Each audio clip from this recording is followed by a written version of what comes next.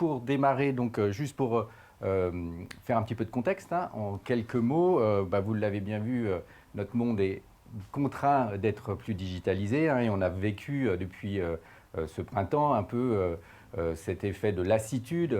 Après un succès, on a constaté sur beaucoup de webinars. On a aussi constaté que trop de webinars tue le webinar, ou en tout cas, trop de webinars fait qu'on se lasse et qu'on décroche devant son écran. Alors pourquoi, hein? Parce qu'on est tous devenus une génération à la fois nourrie aux séries, et donc à l'exigence de la narration, à l'exigence de la réalisation que proposent aujourd'hui ces plateformes de séries. Et puis également, on est nourri au rythme des chaînes info, hein, du direct, de l'interactivité, des bandeaux, en haut, en bas, sur le côté. Voilà. Donc aujourd'hui, quoi que l'on veuille, ce sont des nouveaux codes, ce sont des nouveaux réflexes, et donc ce sont de nouvelles exigences qu'il faut que l'on ait tous lorsque on pense à un événement digitalisé. Alors, pour être encore plus concret, on va aborder ensemble ce matin ces 4 nouvelles dimensions. Et donc j'accueille avec moi tout de suite Alain Damon, qui est le directeur du pôle Event et Expérience, qui va nous raconter tout de suite ces 4 nouvelles dimensions. À toi. Merci Laurent, bonjour à tous, ravi d'être avec vous. L'objectif pendant 30 minutes, c'est de partager avec vous tous, alors pas des recettes magiques, parce qu'il n'y en a pas. On dit digitaliser des événements, c'est évidemment pas aussi simple que de se dire on prend un événement présentiel, hop, on appuie sur un bouton et c'est digitalisé. Il faut reposer les choses, se reposer des questions de fond pour essayer dans ce nouveau monde, alors soit en full digital, soit en hybride ou en blended, on en reparlera, pour essayer d'atteindre différemment les objectifs que recherche l'événementiel, on va toujours rechercher l'événementiel, c'est-à-dire mobiliser des équipes, impliquer des collaborateurs, présenter des nouveaux produits, recréer le lien, animer un réseau. Je voudrais débuter par quelques chiffres, et un chiffre en particulier qui est issu d'une étude que nous avons menée pendant la première période de confinement, en avril-mai. On a posé la question à 500 directeurs marketing et directeurs de la com, et on leur a demandé, quand la rentrée va arriver en septembre, parmi tous les leviers de communication que vous avez, dont vous avez à disposition, l'automation, le digital, le CRM, quels sont à votre avis les leviers les plus importants que vous allez utiliser à la rentrée? Et en particulier dans le B2B, le levier événementiel, la capacité à faire des événements entraînants et efficaces, est arrivé en tête largement devant. 43% des directeurs marketing et des directeurs disent c'est l'événementiel qui va être notre atout le plus important. Ça montre bien qu'il y a une envie et un besoin de réengager les cibles. Sauf que évidemment, on est dans un contexte qu'on connaît tous, qui est un tout petit peu compliqué. Rapidement, on voit 3 phases en termes de mindset de ce que nos clients, on accompagne depuis le confinement une trentaine de clients sur toutes les formes d'événements digitaux ou hybrides. Il y a eu 3 phases. La première, pendant le confinement, qui est un peu une phase de stupeur. Les choses arrivent qu'on n'a pas anticipées, il faut réagir. Dans la plupart des cas, et ça a été sans doute le cas pour vous aussi, vous avez dû annuler des événements. Dans certains cas aussi, des événements ont été maintenus, ils ont été pour le coup digitalisés. Mais ils ont été digitalisés, contraints et forcés, j'allais dire, un peu de façon artisanale. Il fallait faire, et ça a eu le mérite d'exister, même si les expériences qui ont été délivrées n'étaient pas forcément idéales, même s'il y avait parfois des problèmes de qualité, de visio ou de problèmes IT. La deuxième phase, c'est à la rentrée en septembre, où là, il y a un peu une vague d'espoir. Et là, on se dit, bon, il faut repartir, on peut repartir, les choses progressent. Et là, on rentre dans ce que j'ai appelé le plan A, plan B, plan C. C'est ce qu'on a vu beaucoup en septembre et en octobre, où des clients se sont dit, bon, le plan A, c'est de revenir à l'événementiel présentiel. Mais on garde quand même, parce qu'on est prudent, et on a appris depuis le confinement, un plan B qui serait en digital, et puis le plan C, c'est d'annuler. Et on a vu beaucoup de choses se faire comme ça, avec les conséquences que ça a eu de retenir des lieux et de devoir, évidemment, au dernier moment, les annuler. On passe maintenant dans une troisième phase, qui n'est pas la même que la première, évidemment dans une nouvelle période de confinement, où il y a peut-être une réalisation qu'on rentre dans une nouvelle normalité. Et que ce monde-là, qui va devoir trouver des nouvelles façons de faire de l'événementiel, qui vont mélanger du digital et de l'hybride, sont là pour rester, et qu'il est peut-être temps de passer une démarche, j'allais dire, un peu plus rationnelle, consistant pas simplement à se dire, bon allez là, j'ai plus le choix, il faut que je fasse mon événement, il faut que je fasse ma convention, mon assemblée générale, ma réunion top manager, ma réunion réseau, mais peut-être se poser en se disant, si ça doit durer, c'est peut-être le moment de se reposer des questions de fond sur la réinvention des stratégies événementielles. Alors, le problème, et Laurent en parlait rapidement, quand on se passe maintenant du point de vue du collaborateur ou du client, alors les deux expressions que j'aime bien, c'est Zoom fatigue et webinar, c'est qu'il y a à la fois une montée de la lassitude, on vit tous tous les jours des tunnels de visioconférence à la suite, et on passe d'une à l'autre toute la journée, et puis il y a un niveau d'exigence de la part des collaborateurs, de la part des gens, de la part des clients, des prospects, sur ce qu'ils vont vivre. Et autant ça a pu tenir peut-être pendant la période du confinement, on se disait, bon très bien, ça marche pas super, c'est peut-être très descendant, c'est peut-être pas très interactif, pas très mémorable, mais ça passe. Ça passera de moins en moins. Et donc il y a une nécessité à notre sens de rencontrer, d'être à la hauteur de ces nouvelles exigences. Nous, notre point de départ, c'est tout simple, c'est de se mettre dans la tête ou les chaussures du participant et de bien se rappeler que le participant, c'est un internaute. Je fais écho sur ce que disait Laurent en intro rapidement. L'internaute que nous sommes tous a plein de qualités et plein de défauts. Le vrai enjeu, c'est que c'est par essence un public qui n'est pas captif. Quand vous êtes sur du présentiel, vous êtes dans une salle, alors même si je pense que les gens sont moins captifs qu'on le pense parce qu'ils font d'autres choses, notamment sur leur mobile, on se dit qu'ils sont dans une salle, vous pouvez en faire un peu ce que vous voulez, les contrôler, aller dans des ateliers, retourner pour la soirée, etc. Là, on est par essence, quand on est en modalité d'interaction majoritairement digitale, sur des internautes qui multitaskent, qui sont sollicités par d'autres choses, dont on surestime sans doute l'attention naturelle. Le risque, il est de perdre très très vite les gens, quel que soit d'ailleurs, les participants, quelle que soit la qualité ou le fond de ce que vous racontez. Moi j'ai souvent des discussions avec les gens en leur disant, oui c'est très bien, les slides ils sont bien, le fond de ce que vous racontez, le plan stratégique, il est très intéressant, mais ça ne suffit pas pour embarquer notre population et faire en sorte qu'ils soient captifs. Et nous on pense en termes d'UX, en termes d'expérience, en utilisant cette expression qui est déjà âgée, j'allais dire, qu'on utilise majoritairement pour de l'expérience de site web. Nous on pense que ça marche aussi, c'est comme ça qu'on doit penser lorsque on crée un événement digital. Et de là, on a identifié 4 grandes dimensions pour délivrer une expérience qui soit une expérience mémorable, efficace, personnalisée. Et on va, si cela vous va, dérouler chacune de ces dimensions et essayer de vous donner quelques exemples, alors ce n'est pas des recettes, mais plus des réflexes à avoir, des pratiques à avoir pour que cette expérience-là soit la plus efficace. Alors la première dimension, c'est la dimension de programmation. C'est un mot-clé pour nous, on pense toujours programmation, un peu à l'instar d'une émission télévisée. Alors ça ne veut pas dire que tous les événements doivent nécessairement ressembler à une émission télévisée, sûrement pas, mais en revanche dans leur conception, vous allez presque dire dans leur philosophie, ils doivent peut-être penser en termes de programmation. C'est une image d'un journal télévisé. Le journal télévisé, son objectif c'est d'éviter que vous zappiez, pour employer un vieux vocable. C'est la même chose pour un événement digital. Comment on va créer une programmation par moment, et quand je parle de moment, ce n'est pas des bouts de quart d'heure en quart d'heure, mais c'est presque minute par minute. Comment on va faire pour garder cet intérêt intact et faire en sorte que le participant soit impliqué. Alors, on peut lister un certain nombre de dimensions, il y en a beaucoup, juste pour en pointer quelques-unes. Un maître de cérémonie, c'est une bonne pratique du présentiel où on a très souvent, pour des conventions par exemple, un journaliste qui vient faire une pige et qui anime une salle. C'est la même chose, ou ça devrait être le plus souvent la même chose lorsqu'on est sur un webinar ou un événement digital, un maître de cérémonie, dont c'est le métier. Ça a plein de mérites, ça permet de dynamiser, ça permet de donner du ton, ça permet de gérer les petits bugs techniques, d'interrompre quelqu'un qui est peut-être un tout petit peu trop long. Voilà, ça crée cette dynamique qui va faire que les participants vont être captivés. Le déroulé, je l'ai dit, je le redis, très détaillé. Moi je suis frappé du fait que pour beaucoup d'événements digitaux, le déroulé n'est pas forcément aussi bien travaillé que lorsqu'on fait un événement présentiel classique. La question de l'articulation entre le live et le différé, c'est des discussions qu'on a très souvent avec nos clients. Faut-il faire du live, du différé ou les deux? On voit souvent les deux, c'est-à-dire qu'il y a du mérite pour les deux. Le différé, bien sûr, permet de créer son émission en la contrôlant, en faisant répéter, en ne subissant pas les aléas du direct. On a parfois du faux différé qui ressemble à du live, qui a été enregistré mais qui est diffusé un peu après. Et puis on a un format hybride souvent qu'on voit, c'est-à-dire qu'on va mélanger les deux.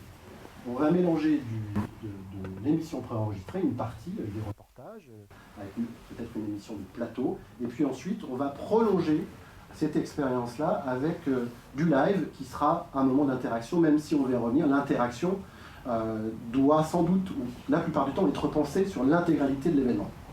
Les contenus, bien sûr, les bons contenus, qui doivent être courts, qui doivent être percutants, qui doivent illustrer un peu sous la forme de reportage, si on continue cette analogie de l'émission télé. Alors ça peut être soit créer des contenus spécifiques, comme on le fait pour un événement présentiel, soit, et c'est important, repackager des contenus qui existent. Un événement, c'est un peu une usine à contenu. Et donc d'ailleurs, on va en parler, tout le contenu qui est produit pendant cette émission peut ensuite être réutilisé. Et puis la qualité, on parlait d'expérience, la qualité de la réalisation et de la production est évidemment extrêmement importante. J'en profite pour faire un tout petit peu de promotion pour Epoca. Il se trouve qu'on a chez Epoca 2 studios qu'on met à disposition de nos clients. Un studio plateau télé de 4 personnes et puis dans un amphithéâtre, un studio qu'on vient de lancer qui permet d'avoir un espace qui peut accueillir du public lorsqu'on est sur un format hybride, mais qui permet aussi d'avoir des expériences avec un multiplateau par exemple, multicaméra. Et puis on est là aujourd'hui sur un studio déporté dans une autre salle de réunion chez nous. Donc on accueille quasiment 2 événements par jour dans nos studios. La qualité de l'expérience va beaucoup dépendre de la façon de le faire. En gros, aller plus loin que simplement des gens qui rejoignent une émission avec un fond d'écran chez eux par une plateforme de visio. La deuxième dimension qui est évidemment liée, on parle de programmation, on parle de dynamisme, c'est le rapport à la temporalité, avec 2 sous-dimensions à l'intérieur de ça. Le premier élément qui tombe un peu sous le sens, qui est évidemment il faut que ce soit court, short and sweet. On me pose souvent la question, c'est quoi la durée idéale d'un événement? Il n'y en a pas, mais on sait très bien que c'est compliqué de garder l'attention très longtemps. Et ça, j'allais dire, j'enfonce un peu une porte ouverte. La tension, quelle est-elle? C'est une tension entre la nécessité de faire court pour garder l'attention, mais le fait qu'à côté, on a beaucoup de choses à raconter. Quand on fait une convention manager, en présentiel dans l'ancien monde, une convention manager, ça dure une journée et demie, voire 2 jours. Donc on a beaucoup de choses à raconter, on a beaucoup de contenu, on a des interactions à créer, on a des moments de convivialité, on a des ateliers. Comment on arrive à faire tenir ça dans un format qui se doit d'être très court? C'est pas évident. Mais ça veut dire se reposer la question de faut-il un seul événement? Ou faut-il se dire qu'on va distribuer le contenu différemment, avec peut-être une plénière, un événement central où tout le monde sera là au même moment, et puis d'autres événements où on va délivrer du contenu en format mini-événement, ou juste donner accès à du contenu, faire des choses aux gens, délivrer des messages au-delà simplement de la plénière, en gardant à l'esprit, et c'est une phrase importante pour nous, c'est que l'événement débute avant l'événement. Et on ne parle pas juste de save the date, de façon traditionnelle, c'est qu'il y a des choses à faire. On peut faire une partie ou atteindre une partie des objectifs qui sont assignés à un événement au-delà de ces événements de live par exemple ou de diffusion d'une émission en différé où on regroupe tout le monde au même moment avant, bien sûr après. Le replay, on pourrait en parler longtemps, très vite sur le replay, on travaille beaucoup nous sur des différents formats de replay. Le replay d'1 heure et demie, il n'est pas forcément le bon format pour embarquer tout le monde. Donc on travaille souvent sur des multiformats avec des best-of ou des executive summary. Deuxième dimension, l'interaction. On va y revenir, on parlera d'EventMaker, plateforme qu'on utilise beaucoup, qui permet justement de scénariser des interactions. L'interaction, elle doit être la plupart du temps continue, scénarisée.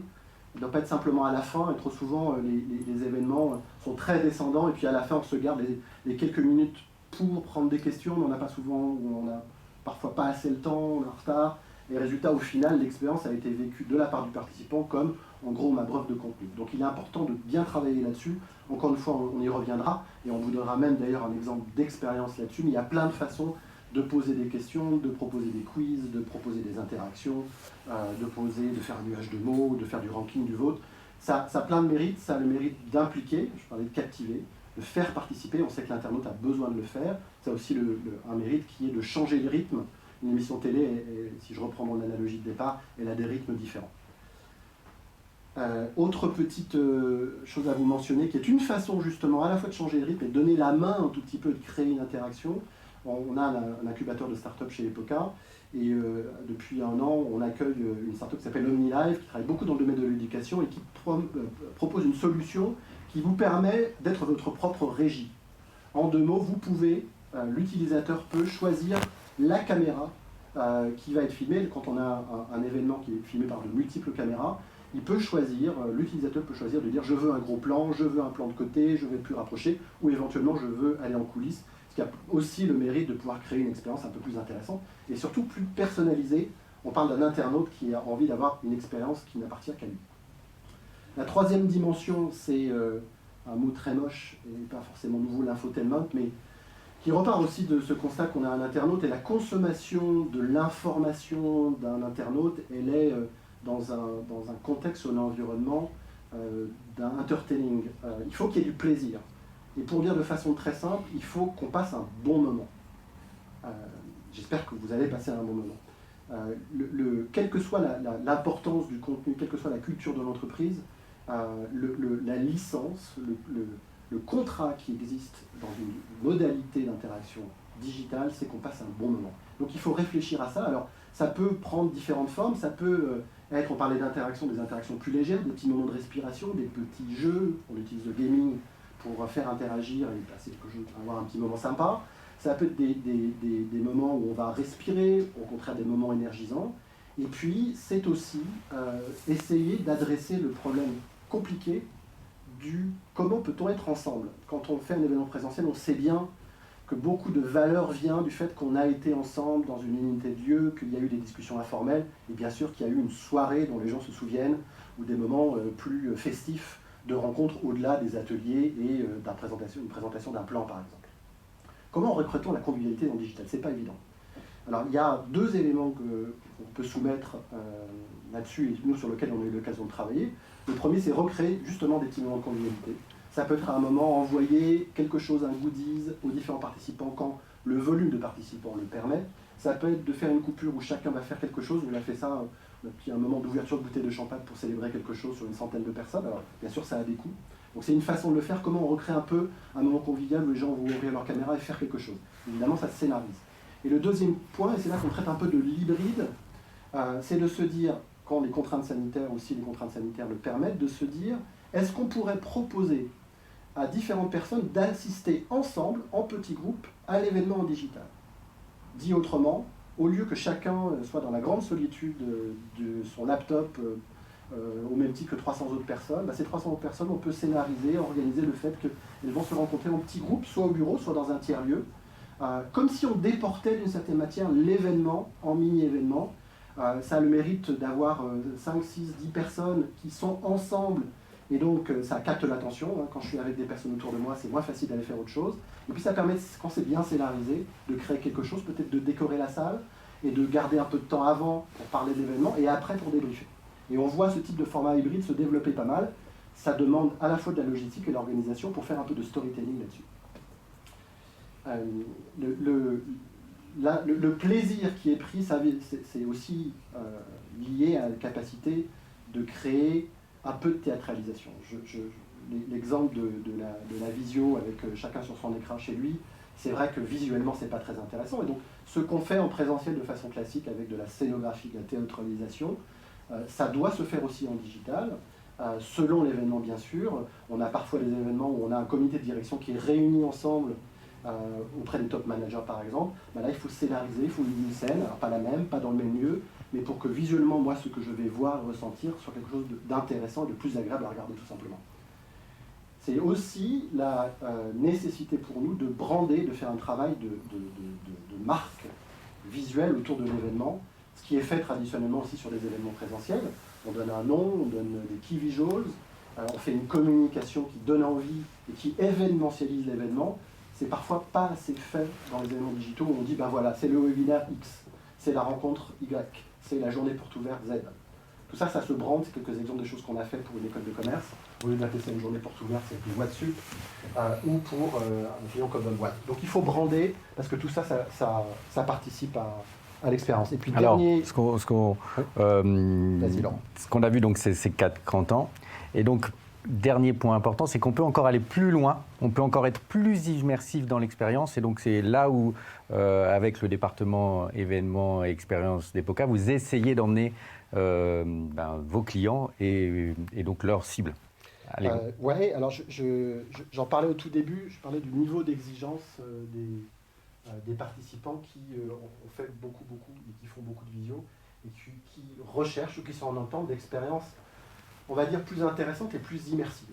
Donc nous, on regarde beaucoup ce qui se passe en termes d'expérience et la capacité à projeter dans un monde qui soit, ou dans une expérience qui soit plus waouh, plus intéressante. Alors, il y a beaucoup de choses qui existent sur le marché, on sait bien qu'il y a des questions de coût, des questions de temps de développement, et qu'il faut bien arbitrer entre ce qui serait possible et ce qui est pragmatiquement jouable.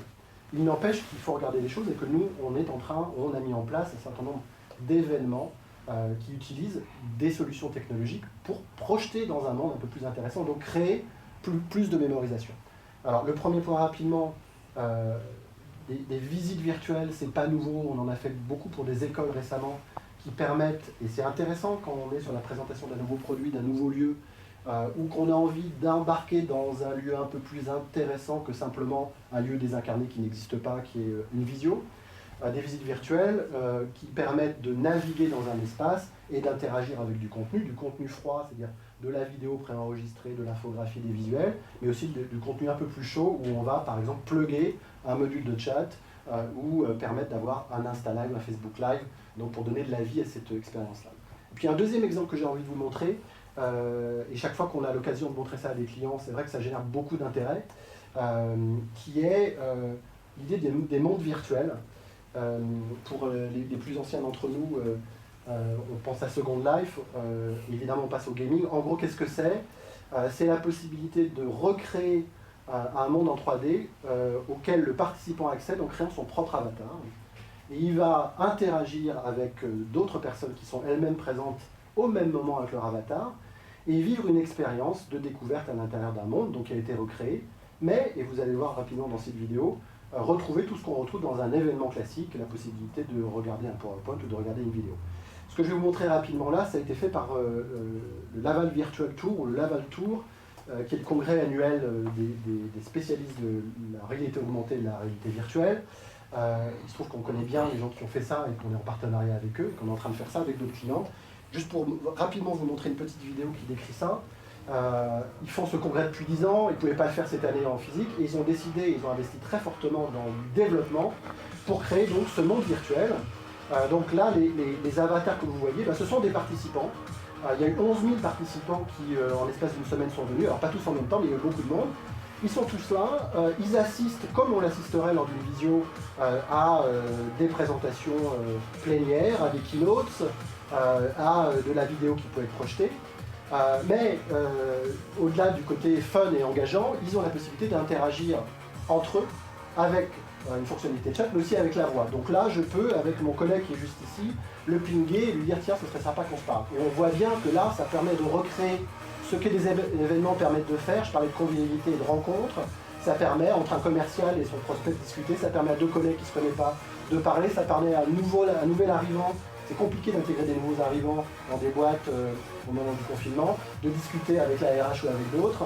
Et puis ça permet de recréer de façon beaucoup plus engageante des moments de convivialité. Là, on a une fête qui a été faite. Les possibilités sont, j'allais dire, infinies. Ce qui est intéressant là, pour conclure, c'est qu'on n'est pas juste sur l'idée de faire un événement dans un monde virtuel, il y a un peu de développement, même si les coûts sont abordés, mais surtout on se dit, il y a un mérite long terme, il faut avoir une vision long terme là-dessus. C'est-à-dire qu'une fois qu'on a créé un lieu qui est la manifestation digitale de l'événement, on peut imaginer qu'un jour, il y a un événement interne, que le lendemain, ça peut continuer avec des rencontres informelles entre les équipes, que les équipes commerciales peuvent rencontrer des clients. Donc ça peut vivre, et ça doit vivre d'ailleurs, de façon beaucoup plus, j'allais dire, long terme, beaucoup plus longue. Mais ça permet de se créer son propre espace en créant quelque chose qui, on en est persuadé, est un peu plus mémorable, un peu plus intéressant et permettra de créer une forme de rendez-vous. Donc on avance avec un certain nombre de partenaires, de clients en ce moment, pour mettre en place ce type de solution. Il y en a d'autres dont on n'a pas forcément le temps de regarder. Merci Alain, moi j'ai une question. Ça coûte cher de réaliser un espace immersif comme ça? Je la pose parce que je suis sûr que dans le chat, ça fait partie des questions posées. Et en fait, la question plus large qui nous est posée souvent, c'est le digital, ou un événement digital versus un événement physique, combien ça coûte? Et forcément, ça coûte moins. Alors, les patrons événementiels savent que si on veut créer des expériences qui sont intéressantes, qui sont nouvelles, qui sont bien préparées, qui sont dynamiques, finalement, oui, ça coûte de l'argent. Alors, on économise peut-être sur des postes classiques du présentiel qu'on va transférer sur des postes pour avoir une expérience plus simple. Faire un webinaire tout simple, ça ne coûte pas grand-chose. Faire une expérience plus intéressante, effectivement, ça coûte un peu d'argent. Et c'est parfois compliqué de convaincre les tâches du dessus, le COMEX, en lui disant, c'est pas parce que c'est digital que ça coûte rien. Spécifiquement pour répondre à ta question, Laurent, sur ce monde virtuel-là, on a un ticket d'entrée qui est autour de 20 000, 30 000 euros. Sur un temps de développement, parce que le gros du développement a été fait, qui peut être entre 3 et 4 semaines. Alors après, bien sûr, ça peut aller plus loin, ça dépend du profondeur de contenu, de la qualité d'expérience, de la décoration, du nombre d'utilisateurs, ça dépend de la sophistication de l'avatar, mais on a un ticket d'entrée qui est finalement pas si élevé que ça. Pourquoi ? Parce qu'on n'a pas un développement à partir de rien d'une solution. Alors j'ai dit au début qu'on était un peu bercé par les séries télé qui imposaient des codes, qu'on était aussi bercé par les chaînes de télé. Et donc ce qu'on a découvert, c'est qu'on est aussi bercé par les jeux vidéo. Et que donc il faut, y compris dans nos actions, qu'elles soient B2C, RH, B2B, coller à ces codes. Merci. Absolument. Créer plus d'engagement et d'expérience. Merci Merci Laurent.